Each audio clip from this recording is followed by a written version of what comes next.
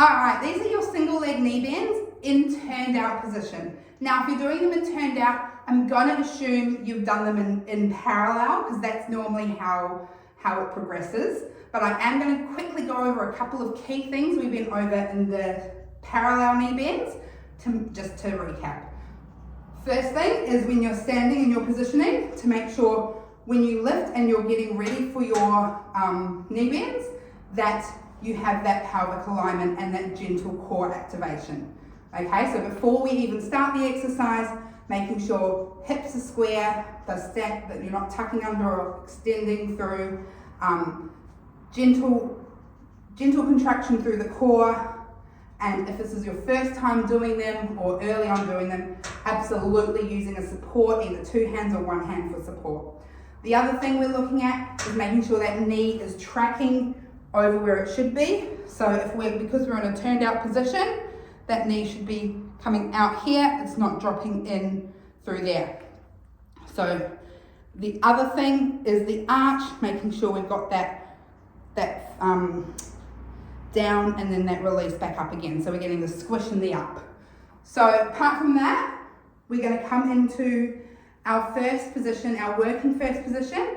As you probably know, in conditioning, I don't try to get you to do as big when we're first starting. Absolutely, if you're a few years down the track, you can use your class first position. But in here, just reduce it just a scotch so we can really work on the muscles that are working. Okay, so in our first position, this is a good chance for us to relax into here, making sure the glutes are switched off.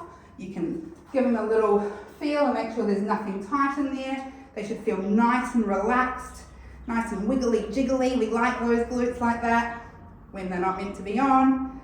We're up nice and tall, gentle, relax, and then we do that little transfer. Again, doesn't matter where this foot goes, we're worried about the working foot. You can work in a cervical if you want. You can work in a retere. You can just leave it out to the side, flop it around, whatever you need. I just like to sort of pop it at the back, so it's kind of out of the way. No, I don't really point, it's just sort of out the back, just hanging out.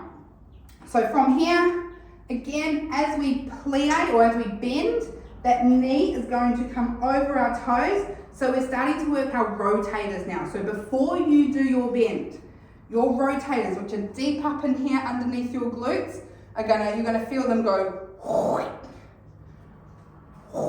They're gonna rotate before you move. This is our standing leg rotation. So glutes are still not firing. And if you're not sure about what glutes and rotators are, let me know so we can go over them. But your glutes are not firing, your rotators are, okay? So those deep rotators are now on. They are gonna stay on the whole time. Now we're going to plie. We're gonna take that knee out. Because our rotators are on, we should be in pretty good alignment here. And then we're gonna come back up again. Now, as we rise, as we bring our knees straight, that's when we should feel our glutes switch back on again.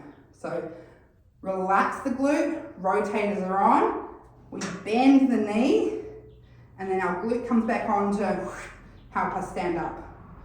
Just a little bit, it's not really strong yet. Again, watching for our hip alignment, making sure the knee is going over those toes, and that beautiful squish of the foot is coming down and up. So definitely holding on to something here. Then when you feel like you've got a little bit more control as you go on in the program, probably like 6-12 months down the track, you can start doing it without holding on to anything. The other thing you need to watch for is this opposite hip. So I said I don't mind about the foot, but what I am looking at is the hips and making sure they're not sort of swinging in. Yep. So we want to make sure they're staying nice and level. The hips are staying open as they come out. For that case, you don't want to keep this in a parallel position. You do want to keep this leg that's up in a turned out position.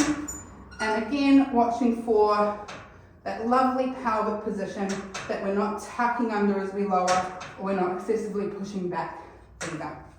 So those are your single leg